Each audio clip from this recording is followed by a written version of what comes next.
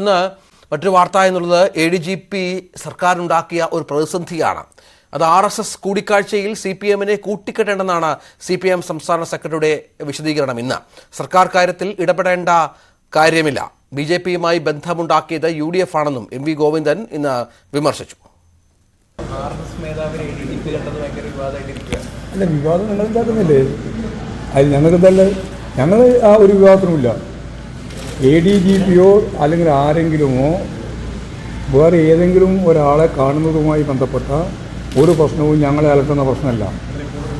അതിൻ്റെ അകത്ത് പ്രതിപക്ഷ നേതാവ് പറഞ്ഞിരുന്ന ഒരു കാര്യം, തൃശ്ശൂർ തിരഞ്ഞെടുപ്പുമായിട്ട് ബന്ധപ്പെട്ട് BJP-യുമായിട്ടുള്ള ലിങ്ക് അത് മുഖ്യമന്ത്രിക്ക് വേണ്ടി ഈ ADGP-യെ അടിസ്ഥാനപ്പെടുത്തിയിട്ടാണ് RSS-നെ കാണാൻ പോയത് എന്ന് പറയുന്നതിനാണ് ഞാൻ പറഞ്ഞത് അസംബന്ധം.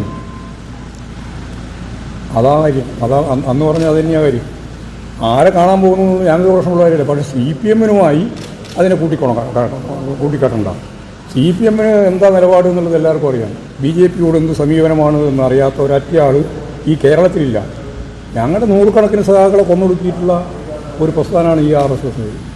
കണ്ണൂർ ജില്ല അത് ദത്തെടുത്തതാണ് മുമ്പ് ഇല്ലാതാക്കാൻ CPM-നെ.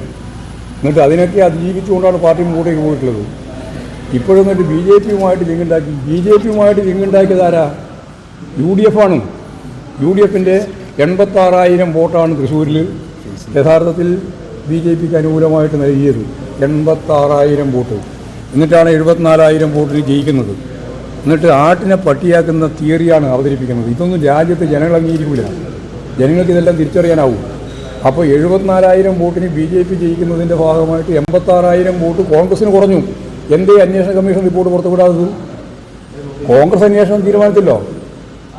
പരാജയത്തെ സംബന്ധിച്ച് 3-ാം സ്ഥാനത്ത് പോയല്ലോ.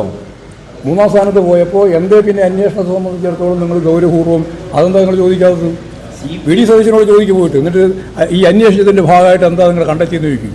ആ കണ്ടെത്തിയതിനെ സംബന്ധിച്ചിടത്തോളം പറഞ്ഞു കഴിഞ്ഞാൽ സ്വാഭാവികമായിട്ടും കേരളത്തിലെ ജനങ്ങൾക്ക് കൃത്യമായിട്ട് മനസ്സിലാവും BJP-യെ ജയിപ്പിച്ചത് കോൺഗ്രസ്സാണ്. പണ്ട് നിയമത്തെ ജയിപ്പിച്ചതും കോൺഗ്രസ്സാണ്. രണ്ട് സ്ഥലത്തും അക്കൗണ്ട് തുടങ്ങിയത്, ഒന്ന് അസംബ്ലിയിലാണ്, മറ്റൊന്ന് പാർലമെൻറ്റിലാണ്. രണ്ടും അക്കൗണ്ട് തുടങ്ങിയത് കോൺഗ്രസിൻ്റെ കെയർ ഓഫിലാണ്.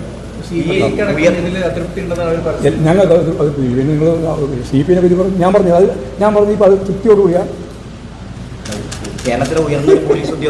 ഞാനിപ്പോൾ പറഞ്ഞത് തൃപ്തിയോടുകൂടിയാണോ എന്ന് ഇതിന് വെറുതെ ചോദിക്കുമ്പോൾ എന്തെങ്കിലും ഒരു അർത്ഥം. കേരളത്തിലെ ഉന്നത പോലീസ് ഉദ്യോഗസ്ഥ RSS നേതാവിനെ കണ്ടതിൽ CPM-ന് ഒരു പ്രശ്നമില്ലേ? അല്ല, ഞാൻ ഇപ്പൊ ആരെയാ കണ്ടുകൂടാതെ? ഇനി അത് ചോദിക്കണം. അല്ല, ആഭ്യന്തര വകുപ്പ് അതൊക്കെ ഗവൺമെന്റ് തീരുമാനിക്കേണ്ട കാര്യമാണ്. ഞങ്ങൾക്ക് അതിൻ്റെ ഇടപെടേണ്ട കാര്യമില്ല. ഞങ്ങളെ കൂട്ടിക്കെട്ടണ്ടെന്ന് മാത്രമേ ഞാൻ പറഞ്ഞിട്ടുള്ളൂ. CPM-നെ കൂട്ടിക്കെട്ടണ്ട. ഒരു ലിങ്കിനെ സംബന്ധിച്ചിടത്തോളം ഞങ്ങളുമായിട്ട് ബന്ധപ്പെട്ട ഒരു കാര്യവും പറയണ്ട. അതാണ് ഞാൻ അന്നും പറഞ്ഞത്. ഇപ്പോൾ അത് തന്നെയാണ് പറഞ്ഞത്. ഇടയ്ക്കിടയ്ക്ക് ഇങ്ങനെ വാർത്ത ഇങ്ങനെ ഉണ്ടായിക്കൊണ്ടിരിക്കും. ആ വാർത്തക്ക് മറുപടി പറയാൻ വേണ്ടിയിട്ട് ഓരോരുത്തർ ക്ഷണിച്ചുകൊണ്ടേയിരിക്കും. അവരിങ്ങനെ പറഞ്ഞുകൊണ്ടേയിരിക്കും. ആ പണിക്ക് നമ്മളില്ല കേട്ടോ. MLA ഒരു പ്രത്യേക നമ്പർ പരാതി ഉണ്ടെങ്കിൽ കൊടുക്കണം എന്നാവശ്യപ്പെട്ട് നൽകിയത്, അതിലെന്താണ്?